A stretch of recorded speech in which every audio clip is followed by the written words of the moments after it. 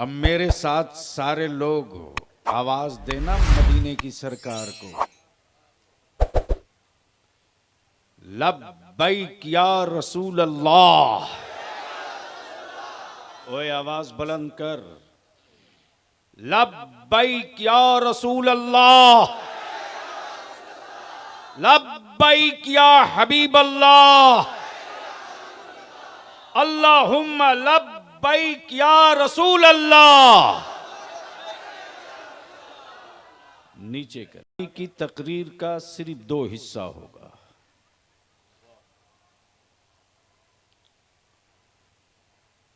एक है मुल्क, एक है मिशन।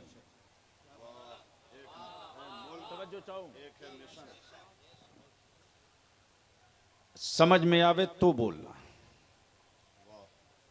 अरे नूरुल आया कि नहीं पहलवान मेरा?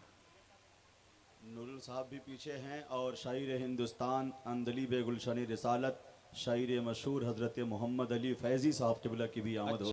मिशन मुल्क हो, मिशन ना हो तो सरहदों को लुटने से कोई बचा नहीं सकता।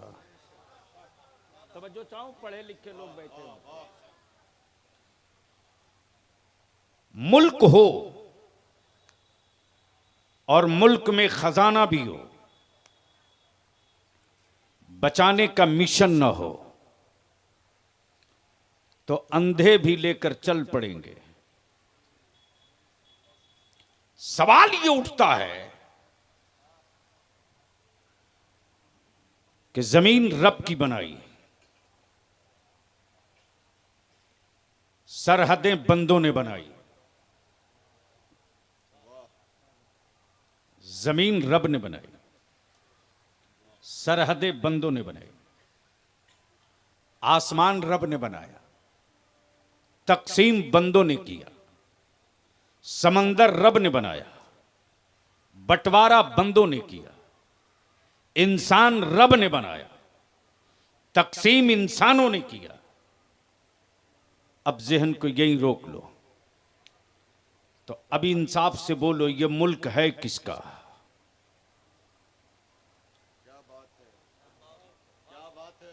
नहीं नहीं पल्ले पड़ेगा। मैं जान रहा हूं ना। हमारा यार जो बनाया उसका मुल्क है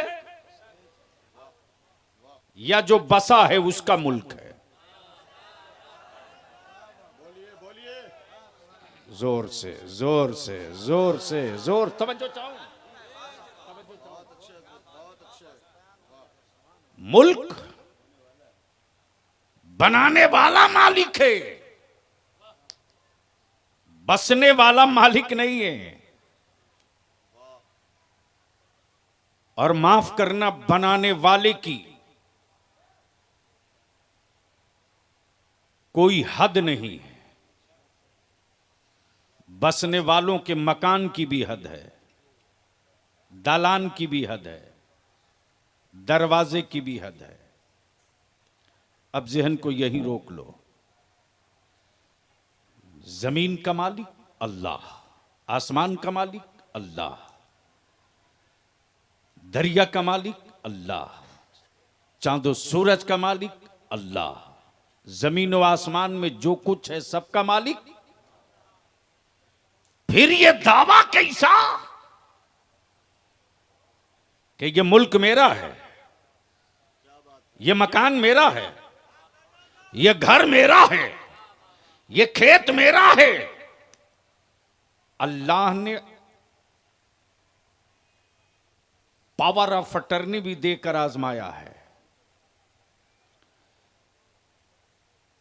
कि मेरी बनाई हुई जमीन पर बंदा तू क्या क्या कर सकता है। अब इसको यहीं रोक लो। एक है मुल्क, एक है मिशन। समझो चाहूं, एक है मुल्क, एक है मिशन। इस्लाम एक मुल्क है, काश समझ में आ जाती बात। इस्लाम एक मुल्क है, फर्ज इसी में, वाजिब इसी में, सुन्नतें इसी में, हराम इसी में, हलाल इसी में, जायज इसी में, सब्र इसी में, शहादत इसी में, सदाकत इसी में, अदालत इसी में, शुजात इसी में, परवरिश इसी में, हमदर्दी इसी में। अब रोक लो यही, तवज्जो चाहो। इस्लाम मुल्क है, ये सारी चीजें इसी में। अब ये बचेगा कैसे? इसके लिए मिशन चाहिए। मुल्क हो, मिशन ना हो तो लूटने से कोई बचा नहीं सकता। अहले अहले अहले अहले इल्म की तवज्जो चाहो। लूटने से कोई बचा नहीं सकता। प्लीज बेटे जल्दी जल्दी जल्दी बैठ जा, जल्दी बैठ जा। लूटने से कोई बचा नहीं सकता। इस्लाम मुल्क है, दिया नबी ने है, दिया रसूल ने है, बताया मुस्तफा ने। अब तवज्जो चाहूं, जब पा गए अबू बकर इस्लाम, बोल यार, बोल बोल बोल, तवज्जो चाहूं। जब पा गए इस्लाम अबू बकर, तो ये नहीं देखा कि मक्के वालों के डंडे कितने पड़े। जब होश में आए तो ये नहीं देखा कि हड्डियां कहां कहां की टूटी, बल्कि मुस्कुरा के कहते, लोगों बताओ ना मेरे जाने मसीहा कैसे है, ये बता दो कि जलवाए जाना कैसे है। इसलिए कि इस्लाम मुल्क है और बचाने का मिशन मुस्तफा ने अबू बकर को दे रखा।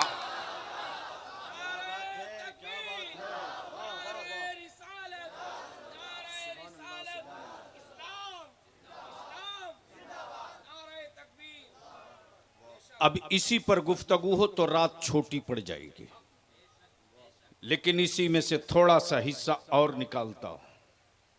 मुल्क, मिशन। मुल्क की कोई शबीह न बिगाड़े, मुल्क की कोई सूरत न बिगाड़े, मुल्क में कोई घुसपैठी न जाने पावे।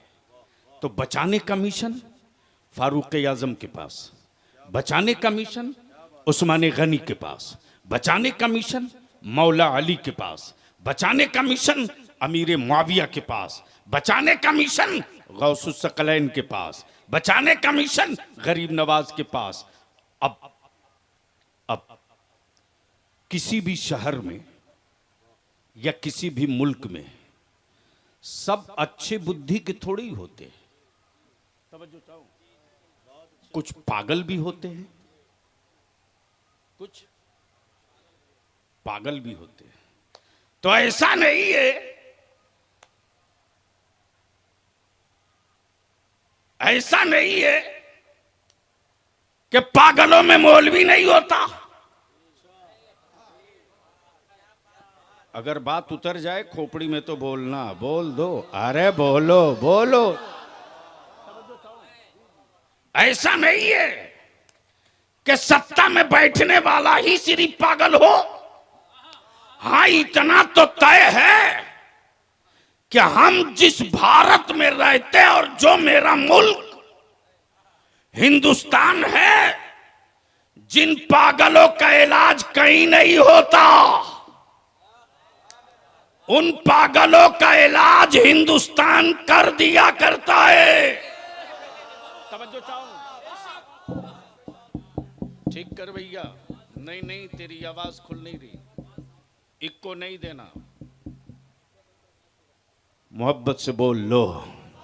सुनना है तो बोलना होगा।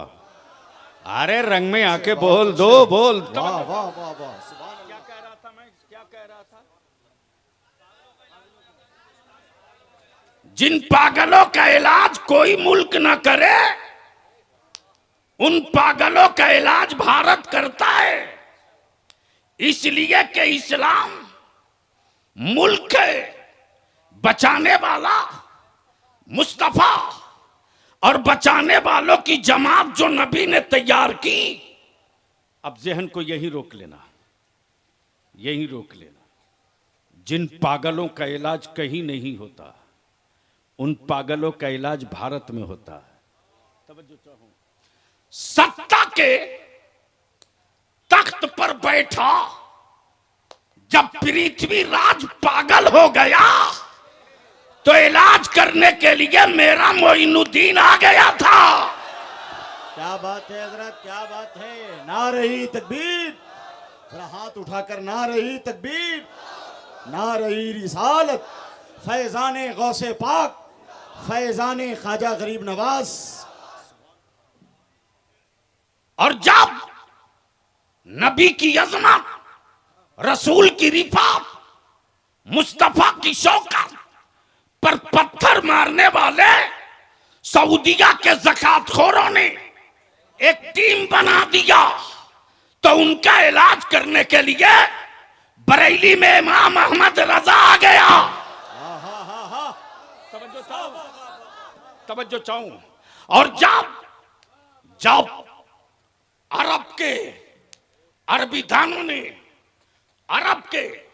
अरबीदानों ने मदीना यूनिवर्सिटी के प्रोफेसरों ने तसव्वुफ और तरीकत की चादर ओढ़कर सूफीज्म और सूफियत का लिबादा पहनकर जब नबी के गद्दारों से इश्तराक और गले मिलने लगे तो उनकी क़िबा फाड़ने के लिए इसी बरेली में अख्तर रजा ताजू शरिया आ गए। नारे तकबीर, नारे रिसालत, मसलके आला हजरत, बस्ती बस्ती करिया करिया, हुजूर गाजी ये मिल्लत। इसलिए कि मुल्क इस्लाम है, मुल्क इस्लाम है, बचाना मिशन है। तो इसी अल्लाह की जमीन पर काबा भी, महबूब का रोजा भी, शोहदा के मज़ारात भी, सालेहीन के मकबरे भी, अगवास व अक्ताब की कब्रें भी, गौसो ख्वाजा की तुरबत भी, सब इसी जमीन पर, सब इसी जमीन पर, सब इसी जमीन पर। बेटा जल्दी कर, सब इसी जमीन पर। अब यहां थोड़ी देर के लिए रोक लो। तेरे बलियावी ने सबसे पहले भारत में फलस्तीन के मुसलमानों के लिए सबसे पहले ललकार मचाई है। तवज्जो चाहूं। और मेरा जब पहला बयान आया तो पूरे भारत के अंग्रेजों के दल्ले और इस्राइल के तलवे चाटने वाले उनको आतंकवादी और दहशतगर्द कर रहे थे जो अपने मुल्क की आजादी की जंग लड़ रहे। तब बलियावी ने खम ठोक कर कहा था, फलस्तीन के मुजाहिदों को दहशतगर्द करने वालों, बलियावी अगर जबान खोल देगा तो भारत की आजादी की जंग लड़ने वाला कोई बचेगा नहीं। या तो इनको दहशतगर्द कहना पड़ेगा या इनको मुल्क की आजादी का मुजाहिद मान लेना पड़ेगा। जबान खोल दूंगा तो।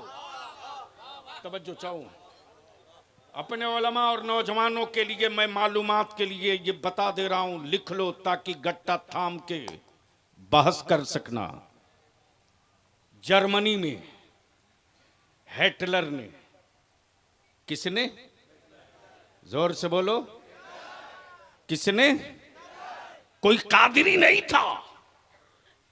तवज्जो चाहो, कोई कादिरी नहीं था, कोई चिश्ती नहीं था, कोई नक्शबंदी सोहरवर्दी नहीं था, हिटलर था। जर्मनी में 60 लाख यहूदियों को मार दिया, 10,000 को छोड़ दिया। चाहिए था सबको मार देना। आई है एक रिपोर्ट, और उस रिपोर्ट में उस वक्त की हिटलर की गुफ्तगू भी आई है कि कल दुनिया पूछेगी कि हिटलर ने जब सबको मारा तो इनको छोड़ क्यों दिया। इसका जवाब आज मैं दूंगा तो कोई मानेगा नहीं, वक्त आएगा तो ये खुद ही जवाब दे देंगे कि ये मारने के लायक थे कि बचाने के लायक थे। तवज्जो चाहूं, 1947 में जर्मनी ने ये से भागा हुआ ये ग्रुप है, कौन? यहूदी। अब मौलाना महबूब गवर साहब, आप बहुत सख्त होकर आज गुफ्तगू मत सुनिए, हाँ थोड़ा नरम होइए, चूंकि मैं चेहरे से देख रहा हूं तनाव है, नींद का गलबा तो रहेगा, इसलिए इसका ख्याल रखिए कि मुझसे ज़्यादा मेरी जमात में कौन जागता है और मुझसे ज़्यादा मेरी जमात में मेरी उम्र का कौन मौलवी दौड़ रहा है। बहुत अच्छे माशाअल्लाह। मोहब्बत से बोलोगे तो थोड़ी देर बोल दूंगा, जोर से बोल दो। तवज्जो चाहूं, मैं क्या कह रहा था, किसी को याद है? 1947 जर्मनी से, तवज्जो चाहूं, अहले इल्म की, मोहम्मद अली बाबू, आप जो इजराइल के नए नए रिश्तेदार हैं, नए नए रिश्तेदार का जवाब नहीं है। चाहे अमेरिका हो या ब्रिटेन हो, कोई हो, या भारत में उनके कुछ रिश्तेदार तथाकथित दिखते हैं। कहा था तो हुक्मरानों ने कहा आप अच्छा नहीं कर रहे हैं, मैंने कहा तुम अपनी समझ से अच्छा करो, मैं आखिरी सांस तक फलस्तीन के साथ खड़ा रहकर अच्छा करूंगा। जिंदाबाद जिंदाबाद, वाह वाह।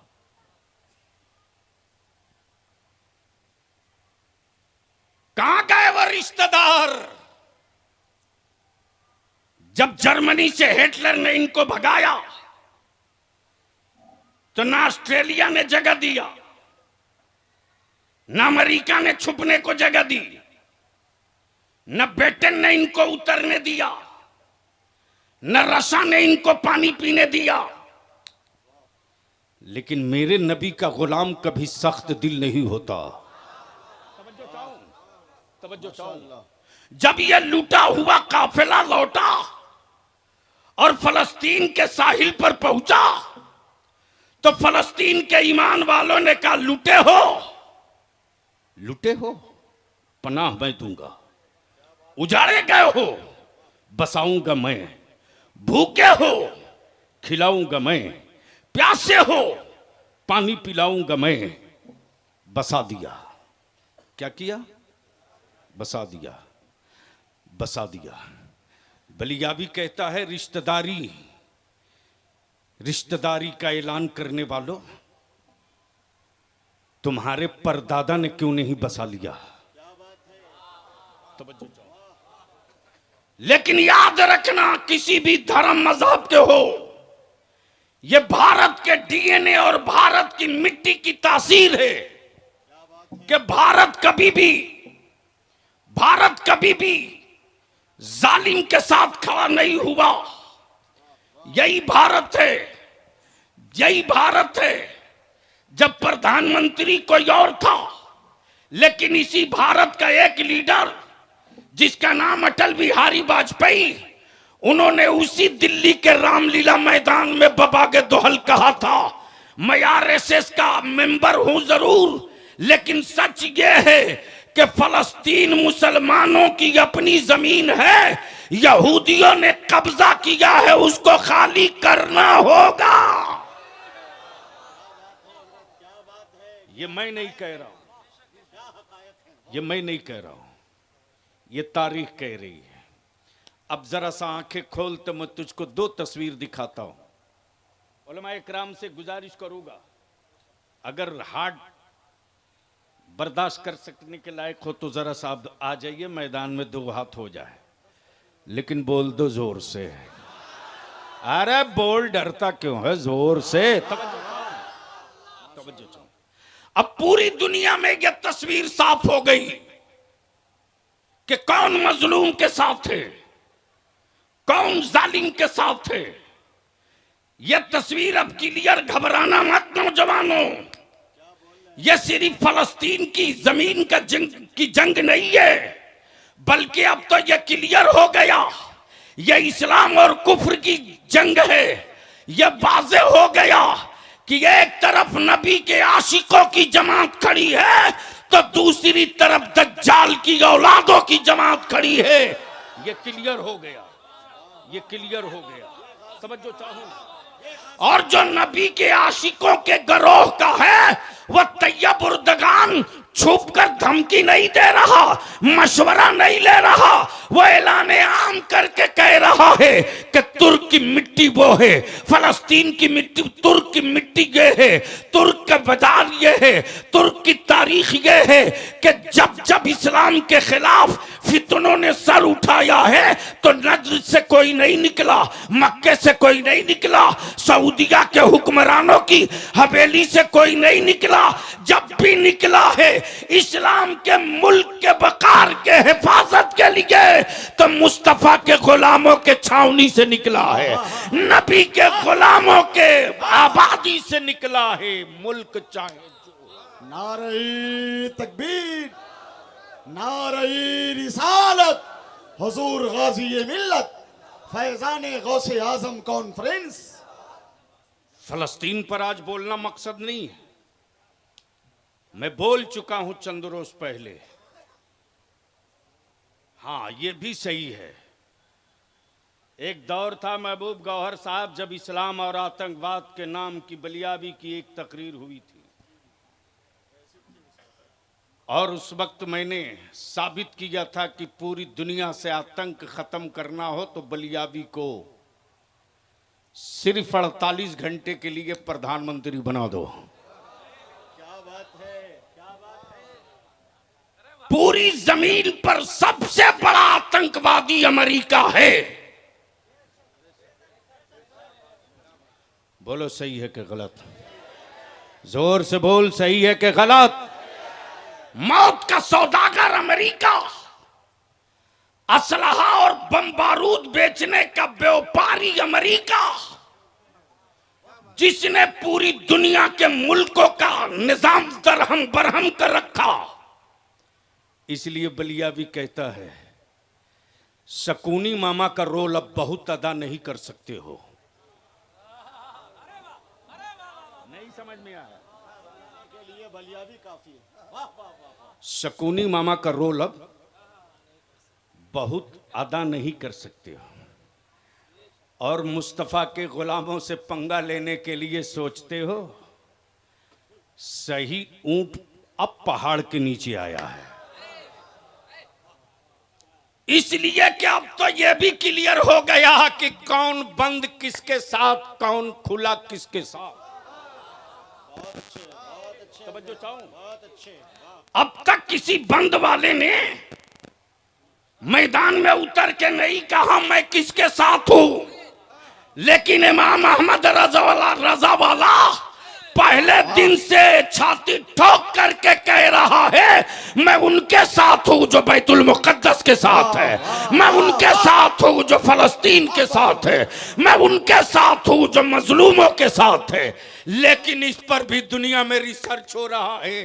वारे मुस्तफा के गुलामों की बेटियों, तेरा हार्ट रब ने किस मिट्टी से बनाया है, सब्र का कलेजा तेरा कितना बड़ा है, और बर्दाश्त की सलाहियत तेरे वजूद में किस कदर है। बेटों की लाशें तड़प रही है, लेकिन माँ बाप को इसकी फिक्र नहीं है कि बेटे को कफन कैसे मिलेगा, बल्कि माँ बाप की फिक्र सिर्फ इतनी सी है कि मेरा बैतुल मुकद्दस कैसे बचेगा, बैतुल मुकद्दस पर अज़ानें कैसे होती रहेगी। जवान अपनी शहादत दे रहा, लेकिन पलट कर ये नहीं कहता मेरे बाप मैं घायल हूं मुझे उठा लो, मेरे बाजू कट गए हैं संभाल लो, बल्कि दम तोड़ने वाला, शहादत का जाम पीने वाला हर जवान शहादत के मंजिल करीब जाके कह रहा ए मेरा छोटा भाई, अब तक मैं मैं मैदान में था, अब तू आंचल में मां के मत रहना, तू भी आ जा। ए मेरा बाप, अब तू मैदान में आ जा। इसलिए कि दुनिया इस पर रिसर्च कर रही है कि किस मिट्टी की बनी है फातिमा की कनीजें, किस मिट्टी की बनी है फातिमा की कनीजें, और किस मिट्टी के बने हैं ये मुस्तफा के गुलाम, जिनको न मौत डरा सके, न हुकूमत डरा सके, न लश्कर डरा सके, न फौज डरा सके, न लंचर डरा सके, न बम डरा सके, न हिटलर डरा सके, न हुक्मरान डरा सके। ये किस मिट्टी के बने हैं? ये किस मिट्टी के बने हैं? पानी बंद है, खौफ नहीं है। राशन नहीं है, खौफ नहीं है। दवा नहीं है, खौफ नहीं है। अमा आलम यह कि बगैर बेहोश किए डॉक्टर ऑपरेशन किए जा रहा और मेरे बच्चे कुरान की तिलावत किए जा रहे हैं। बताए जा, खड़े होकर नारा लगाइए, खड़े होकर नारा लगाइए। नारे तकबीर, नारे रिसालत, मजहब इस्लाम, लब्बैक या रसूल अल्लाह, लब्बैक या रसूल अल्लाह, लब्बैक या रसूल अल्लाह। या हुसैन, या हुसैन, या हुसैन, हुजूर गाजी मिल्लत, शेर अहले सुन्नत, दुआए रईसुल कलम अल्लामा अरशदुल कादरी। बैठ जाइए, बस जल्दी से सुनोगे तो बोल दो, बोल दो, बोल दो, बोल दो। तवज्जो चाहो, बहुत अच्छे, तवज्जो चाहो। बहुत अच्छे हजरत, जिंदाबाद जिंदाबाद। वाह, रिसर्च इस पर हो रहा, तवज्जो चाहो, रिसर्च इस पर हो रहा। अब अहले इल्म की तवज्जो चाहूं, एक नुक्ता आ गया मेरे बरेली का, तवज्जो चाहो। उंगली में जख्म है उस्ताज़े ज़मन के, डॉक्टरों ने कहा ऑपरेशन होगा। उस्ताज़े ज़मन ने कहा डॉक्टर तेरे कहने से ऑपरेशन नहीं, अम्मी से पूछ लूंगा तब। बोल दो, बोल दो, बोल दो। अम्मी से पूछ लूंगा तब। हुआ ऑपरेशन करा लो। डॉक्टर ने कहा मौलाना पहले इंजेक्शन लगेगा बेहोशी का। अल्लाह अकबर। उस्ताज़े ज़मन कहते कि अच्छा, मैंने ऑपरेशन की इजाजत ली है, बेहोशी की नहीं। कब बोलोगे? बोल दो, बोल दो। कहा अगर नहीं होगा, एनेस्थीसिया नहीं दिया जाएगा तो आप बर्दाश्त नहीं कर पाएंगे दर्द को। अल्लाह अकबर। उस्ताज़े ज़मन मुस्कुराकर कहते डॉक्टर तेरे नश्तर लगने के बाद क्या उतना दर्द होगा जितना एक आशिक को मदीना छोड़ने का दर्द होता है। अल्लाह अकबर। क्या मदीने की जुदाई से ज्यादा दर्द होगा? डॉक्टर गैर मुस्लिम था, बोला मौलाना मदीने की जुदाई के दर्द का एहसास हमें नहीं है, लेकिन ये जो नश्तर लगेगा तो बड़ा दर्द होगा। उस्ताज़े ज़मन फरमाते कि कितना टाइम लगेगा तुम्हारे ऑपरेशन में? क्या इश्क का तार है साहब, क्या इश्क का तार है। बोल दो, बोल दो, अरे रंग में बोल दे, क्या इश्क का तार है। डॉक्टर ने बताया 10 मिनट। फरमाते उस्ताज़े ज़मन जा, मैंने तुझे 12 मिनट दिया, लेकिन ऐसे मत करना। हाँ, नश्तर लगाने से पहले धीरे धीरे पिन चुभोकर देख लेना। अगर मेरे जिस्म में हरकत हो तो ठहर जाना, और जब बिल्कुल कोई हरकत ना हो तो अपना काम शुरू कर देना। बोल दो, बोल दो। डॉक्टर लेटने के बाद थोड़ी ही देर के बाद लगाया नश्तर तो देखा जिसमें थोड़ी सी सिकुड़न आ रही। रोक लिया, फिर इंतजार किया, फिर लगाया पिन, देखा अभी थोड़ी बहुत बाकी है। थोड़ी देर के बाद जैसे ही पिन लगाया देखा कोई जिस्म पर असर नहीं, ना हाथ हिल रहा ना पैर। डॉक्टर अपना काम कर करा के फाइनल होकर इंतजार कर रहा। होना था 10 मिनट में, हो गया 8 मिनट में। 12 मिनट के बाद 12 मिनट के बाद उस्ताज़े ज़मन ने आंखें खोली, कहा हो गया। क्या बात है, क्या बात है। बोल दे यार, बोल दे, बोल। तवज्जो चाहूं, तवज्जो चाहूं। कहा हो गया, कहा 8 ही मिनट में हो गया,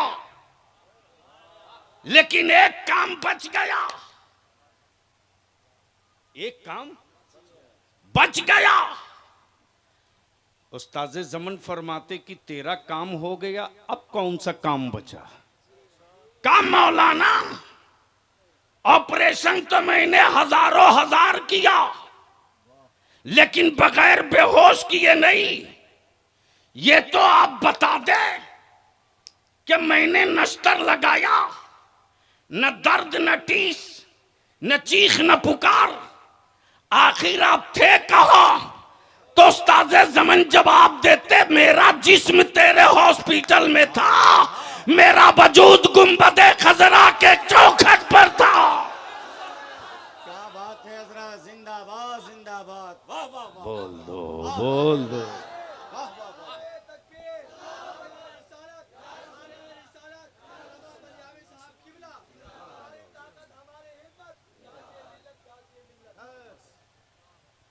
याद रखना मुसलमान नौजवानों, जलसे रोज करते हो करो, लेकिन जिस जलसे का कोई एजेंडा ना हो, वो भीड़ हो सकती है, वो मेला हो सकता है, मंसूबा नहीं हो सकता। इसलिए मैं अपने सारे नौजवानों को मुबारकबाद देते हुए मैं पूछता हूं, ये हजारों हजार का पिंडाल,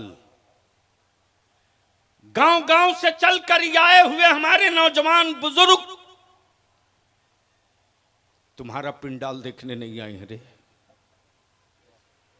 तुम्हारे स्टेज का हुस्न देखने नहीं आए हैं। रात की नींद कुर्बान की है कि उलमा आ रहे हैं, कुछ लेके चलेंगे, कुछ तय करके उठेंगे। और अल्हम्दुलिल्लाह बिहार, झारखंड, बंगाल, उड़ीसा, 4 सूबे में अदारे शरिया ने कमर कस लिया है, कस लिया है। तुम्हारे वलियावी को क्या है? अगर सिर्फ जलसे की तारीखें देने लगूं तो शायद रमजान में भी 2-4 लोग मांग ही ले ले, लेकिन माफ करना, उससे मसले का हल नहीं है। मिशन क्या है? एक है मुल्क, एक है मिशन। बोल दो तो बोल दो, जोर से, जोर से, जोर से। इसी इस्लाम के मुल्क में सैयदा फातिमा की कनीज़ें मेरी कौम की बेटियां हैं, और इनकी इज्जत बचाना अदारे शरिया का मिशन है। इसी इस्लाम में हमारी कौम के जवान हैं, ये बच्चे जाहिल न रह जाएं, ये पढ़कर पावर का कलम ले लें। ये इदारे शरिया का मिशन है। जमीन बेचकर मेरे लोग बेटियों की बारात बुला रहे, और खरीदा हुआ दामाद आ रहा। इतने बड़े मजमे में बलियावी तुझसे पूछे, ये मौलाना अहमद रजा अखलाकी, आप इनके मदरसे जाएं और ये कहें, फिरदौस साहब मुखिया, सरपंच नूर आलम बाबू, रसगुल्ला खाइए, चाय पीजिए, लेकिन ये ज़कात के पैसे का है। ईमान से बोलो, कोई खाएगा? अरे जोर से बोलो, क्यों डर रहे हो? कोई खाएगा? मान लो महबूब गौहर साहब कहें कि साहब ये फितरे के पैसे की बिरयानी है, तनाउल फरमाइए। खाओगे क्यों?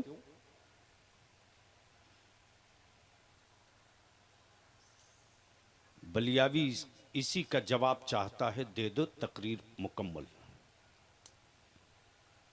क्यों नहीं खाओगे? खाओ।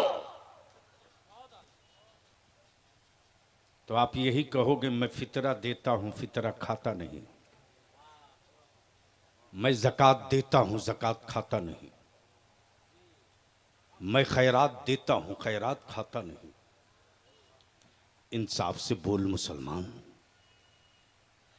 वो कौन सी मस्जिद है जिस मस्जिद के दरवाजे पर मेरी कौम का कोई बूढ़ा अपनी इज्जत की चादर मस्जिद के सहन में डालकर भीख नहीं मांग रहा? वो कौन नेकाब पोश मेरी कौम की बेटी और बुजुर्ग मां है जो अपनी बेटी के निकाह के लिए तुमसे खैरात और ज़कात और फितरा मांग रही है, और उसी पैसे से तुझको बिरयानी खिला रही, उसी पैसे से तुझको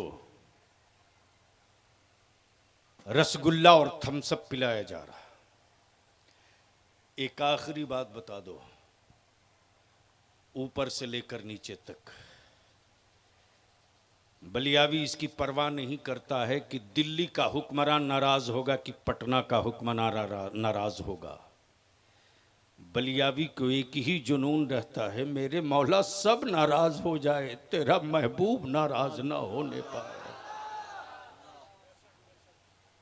तो अगर किसी के खौफ में नहीं हो तो दो टुक बोलो, फलस्तीन के मजलूमों के साथ हो या इसराइल के जालिमों के साथ हो? जोर से बोलकर बता। जितने लोग फलस्तीन के साथ हो हाथ उड़ाओ, ऊपर से लेकर नीचे तक, ऊपर से लेकर नीचे तक,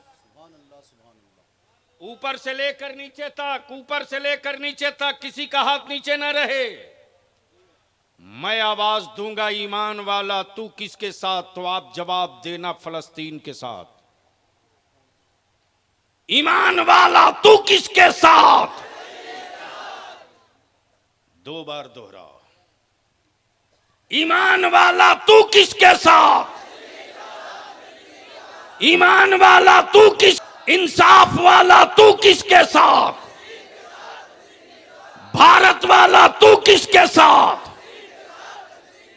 अमन वाला तू किसके साथ? करबला वाला तू किसके साथ?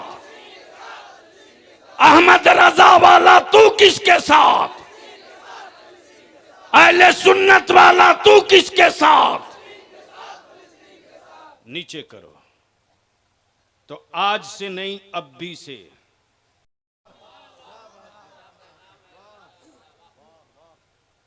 जूता धुल लेना, अपने हलक के नीचे मत उतारना। तवज्जो चाहूं, तवज्जो चाहूं, तवज्जो चाहूं, डरना मत। अरे अपने मेहमानों को पानी पिला देना, लेकिन यह थम्सअप मत देना, कोको कोला मत देना, और साफ कह देना कि माफ करना, हमारा वो रिश्तेदार नहीं हो सकता जो फलस्तीन के मुसलमानों के जुल्म के साथ हो, फलस्तीन के साथ ना हो। उसके साथ न मेरी रिश्तेदारी हो सकती है, न मेरी यारी हो सकती है। बोलो, इसका बाइकाट होना चाहिए कि नहीं होना चाहिए? दूसरी बात, ये जलसा कमेटी के मेरे पहलवान लोग कहां हो? सामने आओ, आ जाओ, नीचे आओ, एक लाइन से यहीं खड़े हो जाओ, इधर घूम के।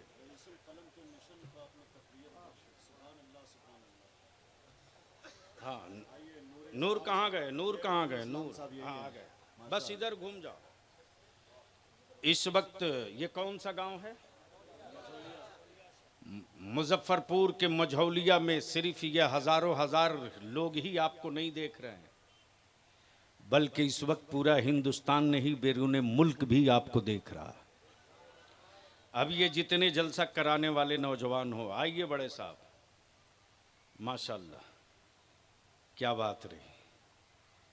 क्या बात रही। अच्छा एक बात बताओ, इसमें शादीशुदा कैठो हो, कुंवारे कितने हो? कुंवारा वाला हाथ उठाओ। 1 2 3, पूरा उठा। अरे मेरी तरफ क्यों देख रहा? 1 2 3 4 5 6। ईमान से बोलना, ससुराल वाला अगर तेरी कीमत लगाए तो बिकेगा? जोर से बोलो, जोर से। 10-5 लाख नगद दे तो, 4 चक्का दे तो, 1-आध बीघा खेत दे तो नहीं बिकोगे? क्यों?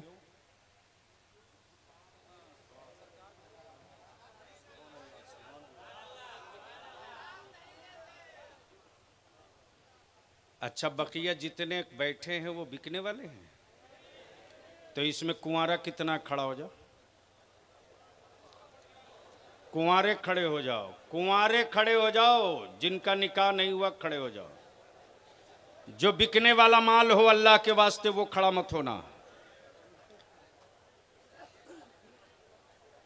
एक साहब लगता है, हाँ हाँ, अरे वाह, सफेद गमछा, बेटा गमछा नीचे कर तब समझ में आएगा। हाँ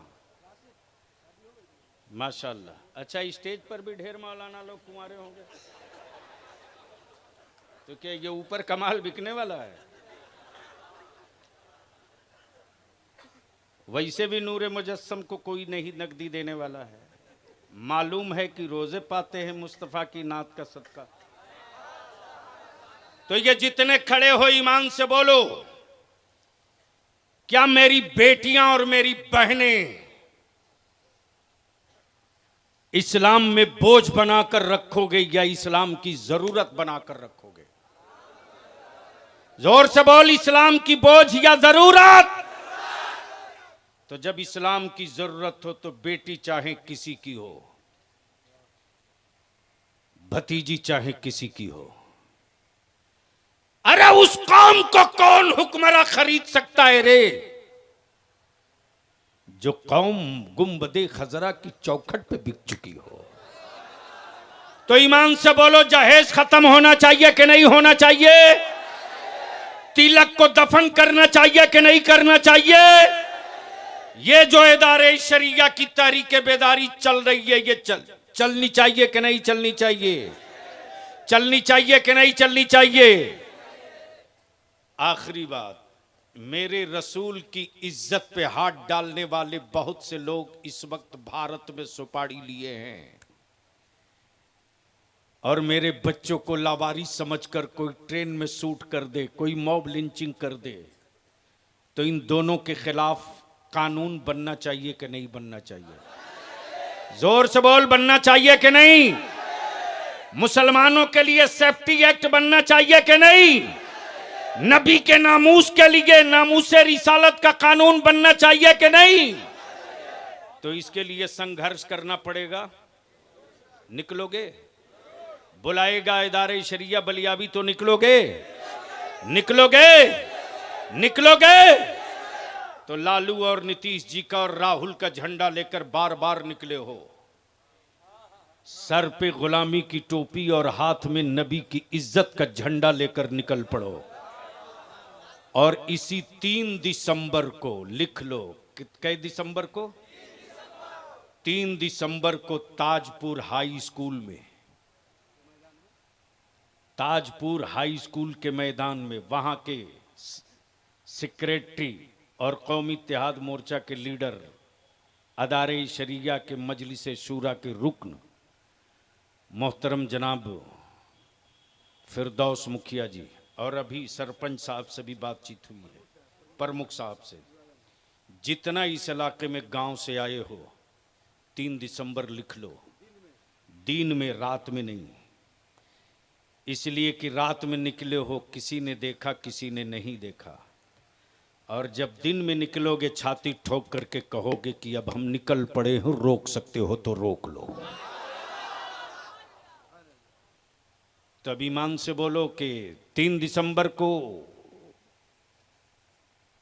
ताजपुर पहुंचोगे कि नहीं पहुंचोगे? हर गांव से नौजवानों अपने गांव का बाइनर लगाओ, अपनी कमेटी का बाइनर लगाओ और सर पे टोपी और रबीउल अव्वल शरीफ का झंडा लेके उतरो और बता दो कि हुक्मरानों सबसे पंगा लेना, मुस्तफ़ा के आशिकों से पंगा कभी मत लेना। जिसने लिया है वो मिट गया है, यजीद लिया करबला में मिटा। यजीद लिया करबला में मिटा, इसराइल लिया है फलस्तीन में मिट के रहेगा, कोई नहीं बचाएगा। इंशाअल्लाह अपनी जगह बैठ जाओ, यार जिंदा सोहबत बाकी, न कोई भागेगा न कोई हिलेगा। इसलिए कि दोनों अभी असली हीरो बाकी हैं, मोहम्मद अली फैज़ी, नूरे मुजस्सम और कई एक हैं। सबको सुनना है और नजराना लुटा के नहीं देना बेटे, दोनों हाथ यूं करके देना। आप कबूल कर लो मेरे आका की नात पढ़ते हो। अस्सलाम वालेकुम।